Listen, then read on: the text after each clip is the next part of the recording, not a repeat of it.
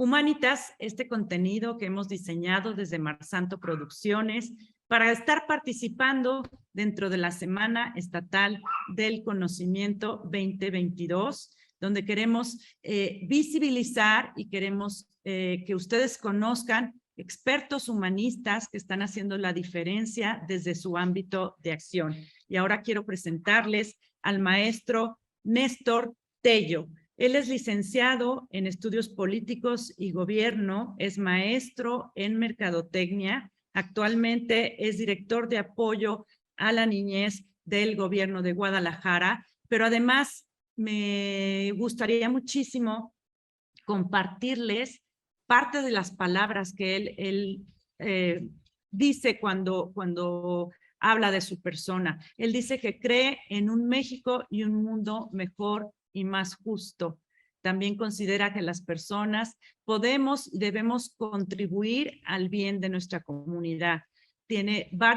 Comenta que hay varios valores necesarios en la conducta personal y familiar y que por lo tanto los valores son el fundamento del progreso social. Además, es bien importante que para él la educación es el camino para garantizar la dignidad y el desarrollo de las potencias de los seres humanos. El día de hoy, el maestro Néstor Tello nos va a compartir sobre el desarrollo infantil temprano y neurociencias. Bienvenido, Néstor. Muchas gracias, Marce. Yo encantado de estar aquí con ustedes y de poder compartir en estos minutos un poco de lo que la ciencia nos ha ofrecido a los papás, a las mamás, para poder hacer mejor nuestro trabajo como padres y como madres en la crianza. Entonces, en estos minutos voy a tratar de ofrecerles información que ha sido elaborada y ha sido construida durante las últimas décadas sobre el desarrollo de los cerebros de las niñas y de los niños. Voy a permitir compartir mi pantalla y una presentación que les quiero compartir y que nos va a ayudar a ir guiando lo que les voy a platicar. Primero, decirles que el desarrollo infantil oportuno o temprano es considerado esta etapa, la primera etapa de nuestras vidas como seres humanos hasta los 1000 días de vida, aproximadamente 3 años. Es una etapa fundamental para el desarrollo de todas nuestras capacidades. Es aquí, en estos primeros 3 años, en estos primeros 1000 días, donde el niño y la niña adquieren capacidades que no va a poder obtener el resto de sus días, el resto de la vida. Entonces, por eso ha ido cambiando el concepto. Antes se llamaba o se denominaba desarrollo infantil temprano, porque era de manera temprana. Hoy ha estado migrando el concepto hacia el desarrollo infantil oportuno. ¿Y por qué? Porque es una ventana de oportunidad que no se vuelve a presentar en el desarrollo del ser humano. El desarrollo infantil oportuno es progresivo, es multidimensional y efectivamente no se repite en otra etapa de nuestra vida. Aquí es donde empieza el tema de la ciencia. Fíjate, nuestras capacidades como seres humanos radican esencialmente en nuestra capacidad como seres pensantes y racionales. Y nuestra racionalidad, nuestra capacidad de discernir del pensamiento complejo, precisamente nos la dan nuestras neuronas. Y las neuronas, las conexiones neuronales, que es lo que nos hace pensar, nos hace ser inteligentes, las conexiones neuronales empiezan a formarse desde el momento de nacer.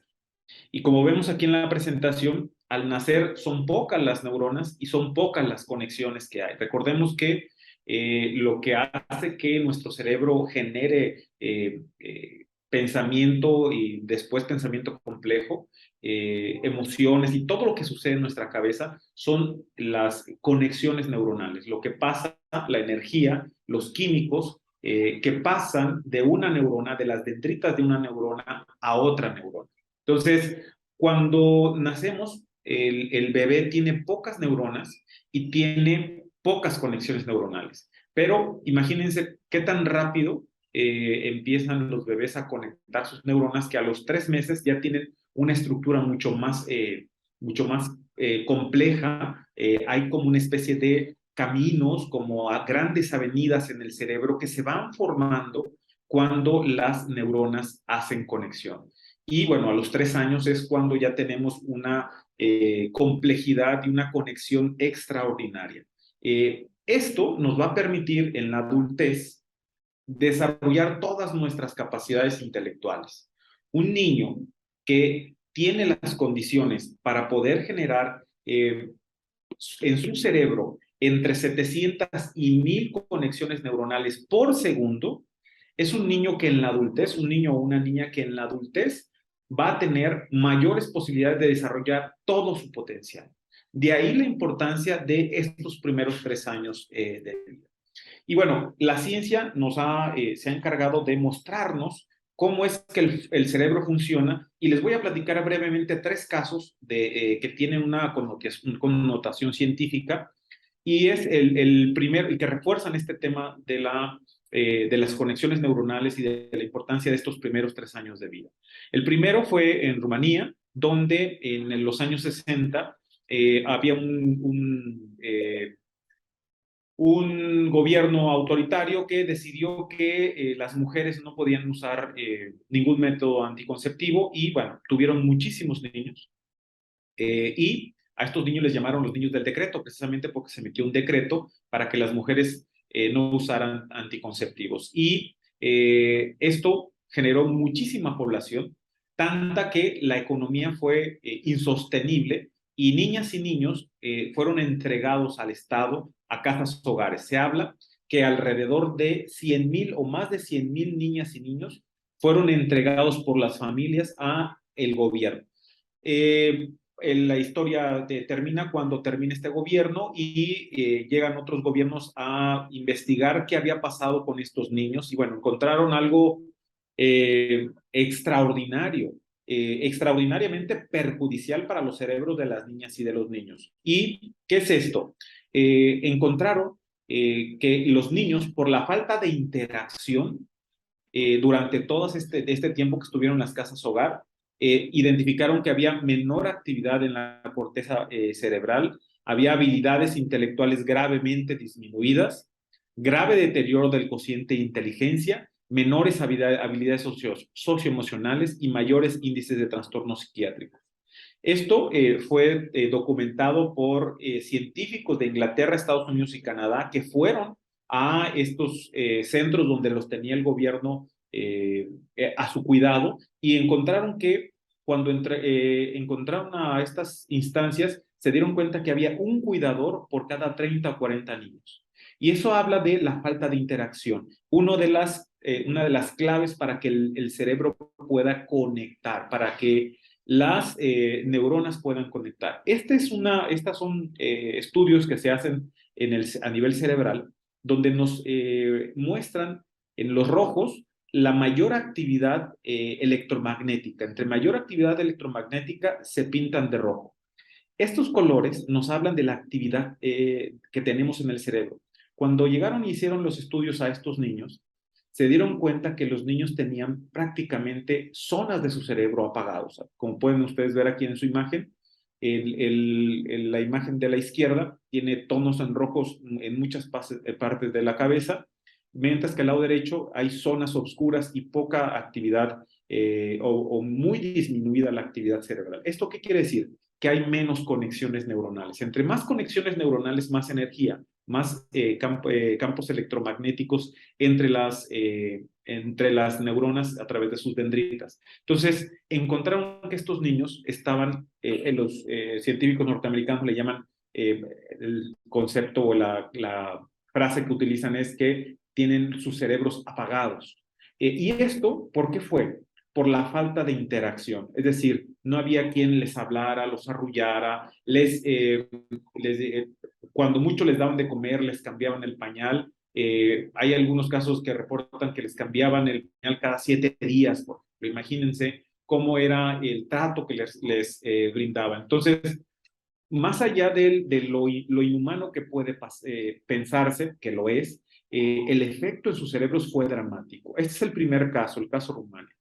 El segundo caso es un caso positivo que ocurrió en Jamaica entre 1973 y 1955.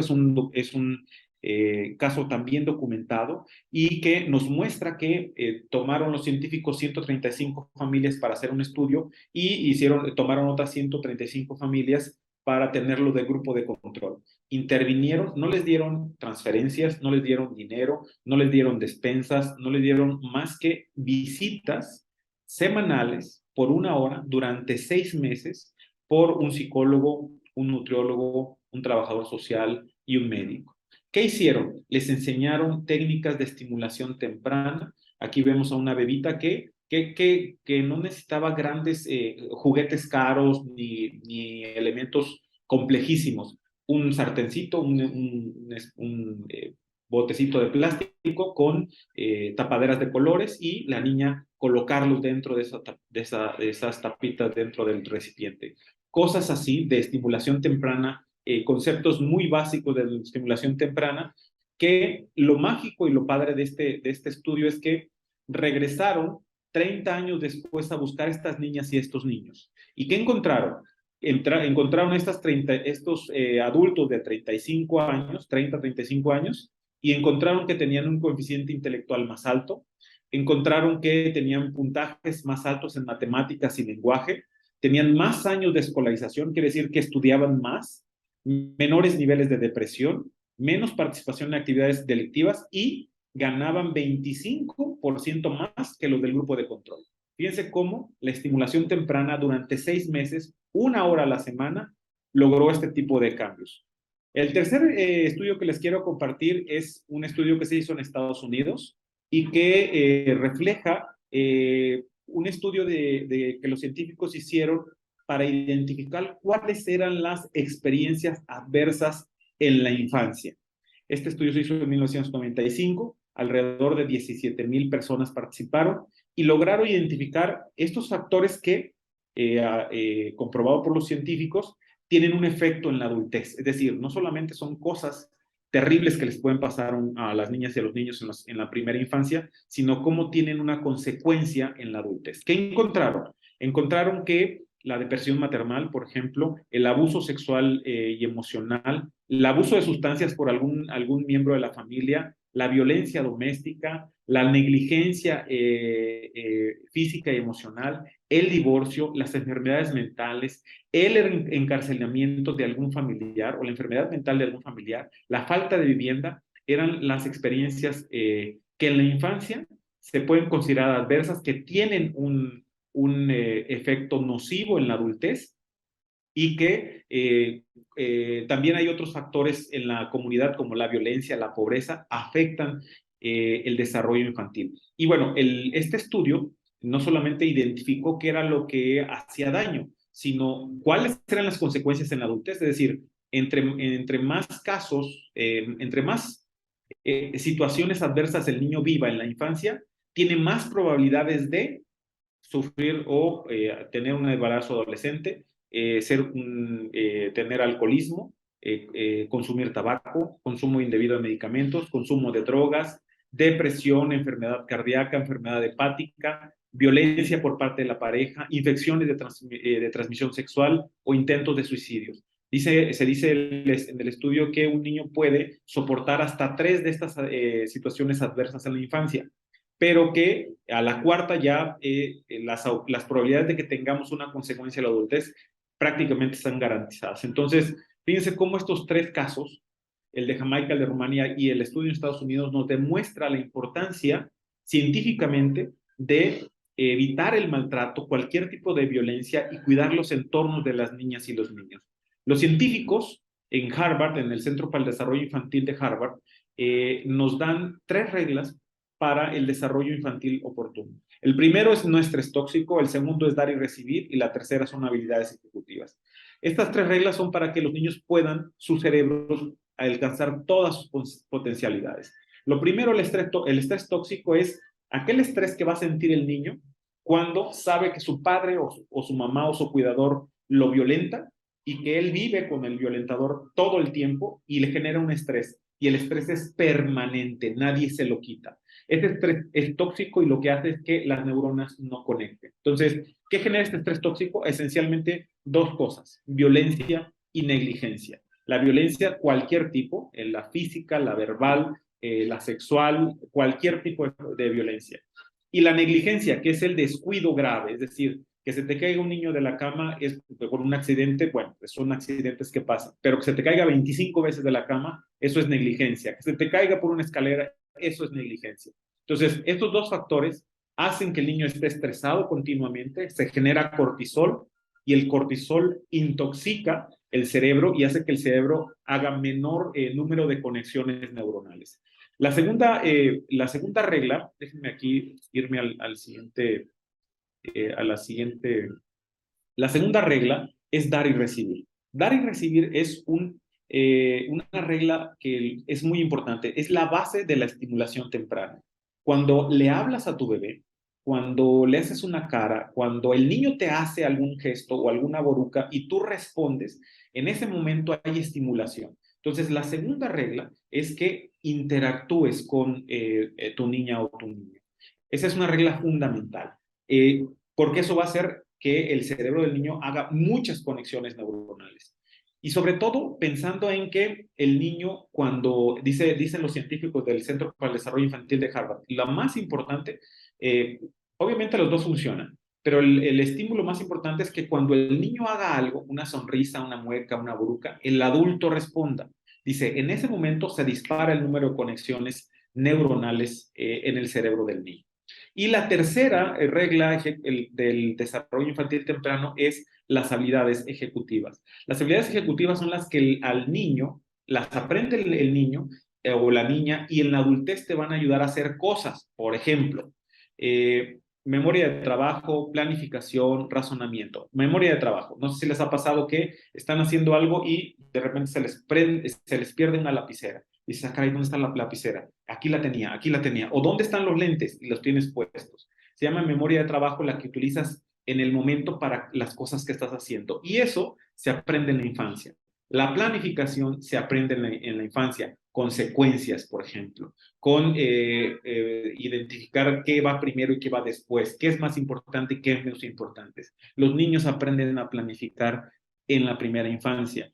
Luego les queremos pedir que hagan un plan de vida en la adolescencia sin haberles enseñado a hacer un plan básico o a enseñarles habilidades ejecutivas básicas para que ellos puedan planear después. El razonamiento, la flexibilidad, por ejemplo, que el niño tenga pensado que va a hacer tal cosa o que le dicen, mamá, vamos a ir con tus abuelos. Y luego a la hora le dicen, ya no vamos a ir con tus abuelos. Y el niño empieza a tener un estado de frustración. La flexibilidad, es decir, la capacidad que tenemos para aceptar que las cosas no suceden como nosotros queremos, se aprende en la infancia.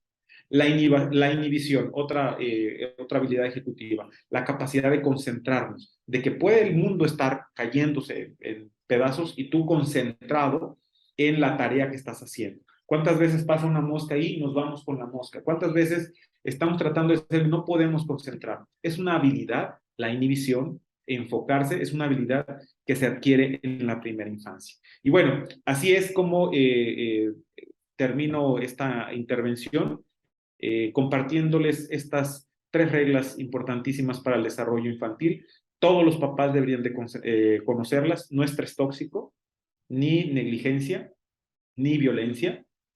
Dar y recibir, que es la interacción, hablar con ellos, estimularlos, reaccionar a sus estímulos. Dicen los científicos de Harvard, hay casi una cosa que se parece mucho a la violencia.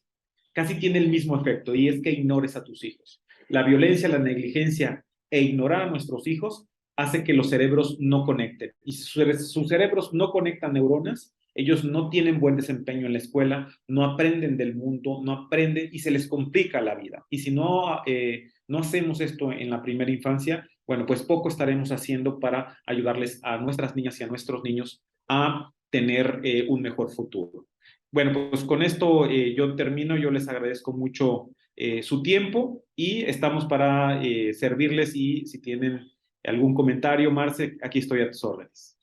Wow, me encanta, me encanta. ¿Cómo hubiera querido haber aprendido todo esto hace muchos años atrás, cuando mis hijos se encontraban en la primera infancia, para poderles nutrir de todas estas herramientas o de todas estas habilidades que podríamos ayudarles a desarrollar para ser adultos, adultos plenos y en equilibrio en su vida. ¿Qué pasa si apenas me doy cuenta y ya los hijos están grandes? ¿Qué puedo hacer al respecto? Todavía se puede hacer. Hay otros complementos de la crianza. En realidad nunca dejamos de criar a nuestros hijos, Marce. Sí es muy importante estos primeros 3 años, hay que decirlo. Por eso es desarrollo infantil oportuno. No se vuelve a repetir, pero el cerebro sigue desarrollándose hasta alrededor de los 27 años. Entonces, de hecho, los adultos mayores, nosotros hasta antes de morir, tenemos capacidad de seguir conectando neuronas. El problema es la cantidad. La cantidad que podemos conectar en la primera infancia es enorme respecto de la que podemos conectar después de los 3 años. Fíjate, entre 700 y 1000 conexiones por segundo. Entonces, sí se puede hacer. Las habilidades ejecutivas se pueden trabajar después. Cuesta más trabajo aprenderlas y desarrollarlas, pero se puede hacer. Obviamente, siempre una vida libre de violencia será estimulante para el cerebro y para desarrollar todas nuestras potencialidades. Por supuesto que se puede seguir trabajando y bueno, nosotros desde Guadalajara y cuando estuvimos en Zapopan estuvimos desarrollando talleres para papás, todavía los ofrecemos, por si alguien gusta puede contactarnos y hay otros temas complementarios, la teoría del apego, estar bien para poder ser papá. No podemos ser papás, mejores papás, si no estamos bien nosotros mismos más. Por ejemplo, un tema muy controversial, el tema de los límites. Dice, no es que los quieren dejar, la crianza respetuosa es dejarlos hacer lo que quieran. No, se pueden poner límites, pero se pueden poner con amor. Hay muchos temas que podemos platicar con los papás, con las mamás. Los invitamos a que nos busquen en Guadalajara y también busquen en la Ciudad de los Niños, en Zapopan, donde empezamos este proyecto. Hay cursos para que puedan, les digo, no hay buenos ni malos papás. Hay aquellos que deciden ser mejores o mejores mamás, mejores o mejores papás.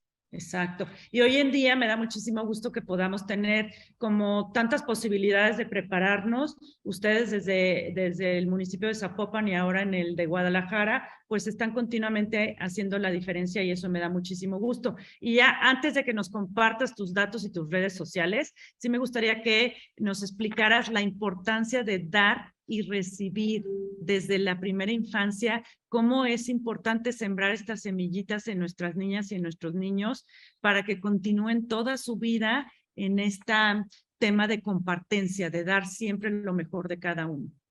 Claro, mira, dar y recibir es la segunda regla del desarrollo infantil temprano.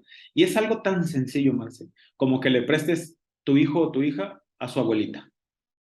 Porque su abuelita se va a encargar de estimularlo. Cuando lo agarra y le canta esas canciones que solamente ellos se saben, y cuando le dicen, ay, qué hermoso, y cuando eso, lo que está haciendo el abuelito o la abuelita está generando conexiones neuronales al por mayor. Obviamente lo podemos hacer los papás, pero ¿quién tiene ese tipo de detalles? Regularmente lo tienen los abuelos. Esas canciones, arrullarlos, hay toda una teoría sobre el arrullo y cómo influye en el desarrollo cerebral. Entonces, dar y recibir el feedback, lo que le llaman los científicos de Harvard, en esta primera etapa es cómo respondo, es como nos decía en un seminario, es como cuando vas al tenis, ves la bola pasar de un lado al otro. Eso es lo que pasa entre esta interacción entre el papá y mamá, y cuando hace esto, cuando pasan de un lado a otro, lo que hace es estimular el cerebro y generar miles de conexiones neuronales nuevas que son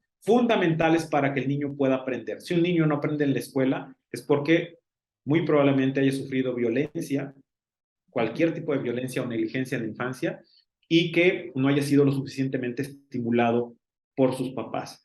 Olvídense de esto de déjalo llorar para que se le hagan desarrollo en los pulmones. No es cierto, eso no tiene ciencia detrás, al contrario, genera estrés, y si lo dejamos llorar mucho, genera estrés tóxico.